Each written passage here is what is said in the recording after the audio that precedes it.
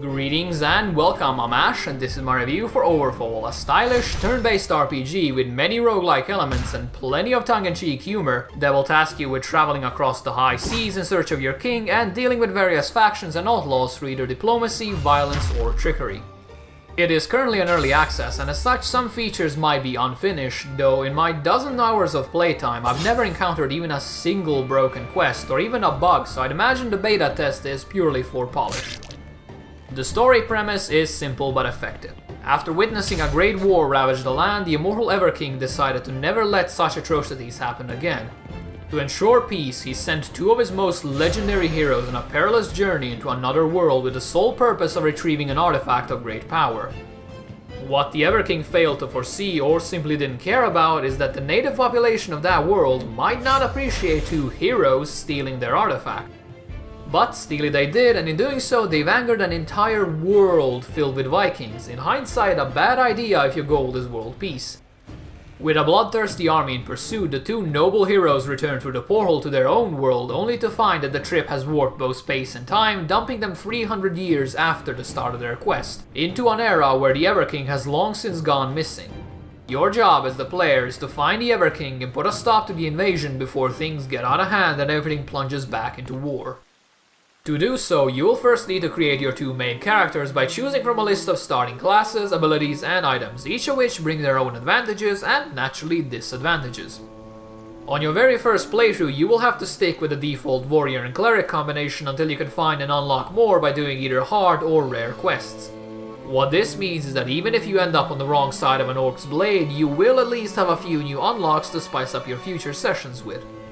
Out of all the classes I've managed to play around with, I haven't found even a single one that is clearly overpowered or much stronger than the rest, so when it comes to character creation, it is all about choosing your favorites and building up a team from there. The only issue I have with the unlock system is that some of the requirements are downright silly, as they require good timing, skill, and annoyingly luck. But that's only for a couple of unlocks out of the many available ones, so it could be considered an endgame goal rather than an annoyance to overcome. With your characters ready, you will be given free rein to explore a procedurally generated world with numerous quests to mess up, factions to anger, and potential recruits to squander. Since the majority of the world is covered in water, you, along with everyone else, will have to use boats as your main means of transportation between the various inhabited islands. The sailing portions of Overfall serve as a brief respite from combat and as a way to lick your wounds, though as time progresses and the angry Vikings arrive, in ever-increasing numbers, even that safe haven will slowly disappear, so enjoy the scenery while you can early on. Your small team, no matter how mighty, has no chance to stop the invaders on their own, so you will have to turn towards the numerous warring factions in Overfall in order to win their favor and hopefully an army to go along with it. If you're expecting some deep and convoluted story about each faction, I'm afraid I'll have to disappoint you, because this is where Overfall's tongue-in-cheek humor shows its face the most. The elves are narcissistic tree-loving hippies, the orcs are brutish thugs that only value strength, dwarves are incapable of loving anything but a keg of ale, and so forth. The only faction that is even remotely realistic are the humans, which are assholes. Don't take this as a complaint from me though, the combination of self-aware humor and charming, well-stylized visuals works heavily in Overfall's favor, as it makes the world and the characters a lot more memorable than if they were just your standard fantasy cutouts. This is especially important when you consider the fact that quests and random encounters have to tell you everything about a character and their story in only a minute or two, given that Overfall is a roguelike and as such has a large number of short events, each with their own self-contained story. These events, along with the combat system, represent the majority of the gameplay in Overfall, and from everything I've seen so far, they are nicely written, full of branching choices, and most importantly, numerous enough that they don't constantly repeat even after multiple playthroughs. In true roguelike fashion, they can be anything from free loot to almost certain doom, though Overfall does sometimes extend you an olive branch, by allowing you to say nope and just sail away when you land on a zombie-infested island instead of being forced to help the natives. It is these sort of choices with actual consequences that I love the most about Overfall. Almost every mission and event I've seen has had multiple branching paths which either lead towards loot, reputation, or even further quests or unlocks. Usually, with each event you chain together, your risk of dying goes up given that you don't have time to heal, but so does the reward, which is a fair and welcome compromise, especially if you receive something cool like a new item or a potential recruit at the end of it.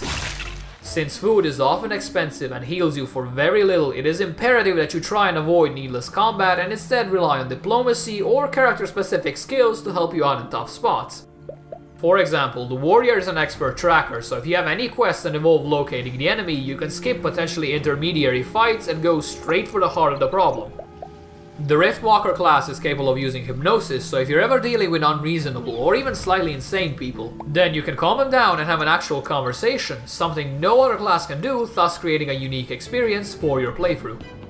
However, no matter how well spoken of a diplomat you are eventually going to run up against enemies that simply cannot be reasoned with through speech. Which is where you continue the conversation with axes and fireballs. Much like the random encounters, the combat in Overfall is a well-done, visually pleasing, turn-based strategy affair. Each character's turn is separated into 3 phases: the movement phase, the buff-debuff phase, and the attack phase. During the movement phase, you're only able to move or use movement-based abilities such as teleporting. During the buffing-debuffing phase, you're only able to use non-damaging spells and abilities, and finally, in the combat phase, you get to capitalize on all that prep work you've done by smashing your enemies into a pulp with satisfying thwack sounds. This might sound overwhelming, but each character only has 2 movement, 3 buff-debuff, and 3 attack abilities, so the number of spells you have to manage is not that large, but is definitely complex enough to allow for deep strategic play. With around 50 player characters, hundreds of decently challenging enemies to fight, plenty of skills to employ, and some great audio-visual feedback, I have to say that the combat in Overfall is a genuinely fun experience that continued to be so even after many hours of continuous play. The only complaints I have is that the characters can sometimes stack up on each other, making targeting a bit fiddly if you're aiming for the guys in the background, as well as the difficulty, which can plummet heavily during the middle to late game when you've blinged out your heroes with new equipment and spell upgrades, resulting in enemies that kneel over before they can even do much. But if you're like me and play roguelikes for long periods of time, you will start seeing repeat content in Overfall, because even though the missions are randomly spawning, their outcomes and branching paths are not. Luckily, the developers were aware of this issue, as Overfall comes with a fully featured and easy to understand quest creator/editor as well as Steam Workshop integration, so even if you're just as lazy as I am, you can get your hands on some new missions and enjoy those. I've only toyed around with it for a short period of time, as the editor is a bit laggy on large maps, but from what I've experienced, it is incredibly easy to use even without prior knowledge, and testing can be done through a single click, ensuring the development process stays interesting. I have to give credit where credit is due. The inclusion of the level editor is the single most important feature Overfall could have launched with, as it alleviates the majority of the complaints I tend to have with roguelikes, i.e. the fact that they become extremely predictable and easy if you play them for long periods of time. With the level editor present, you could simply add a bunch of new missions that only spawn at later stages in the game, ensuring that you will get whatever challenge level you want out of Overfall. A simple solution to a very complex problem. I have a feeling that the developers behind Overfall knew exactly what sort of a game they wanted to make, so they spent the majority of their time polishing what they had rather than bolting on new features.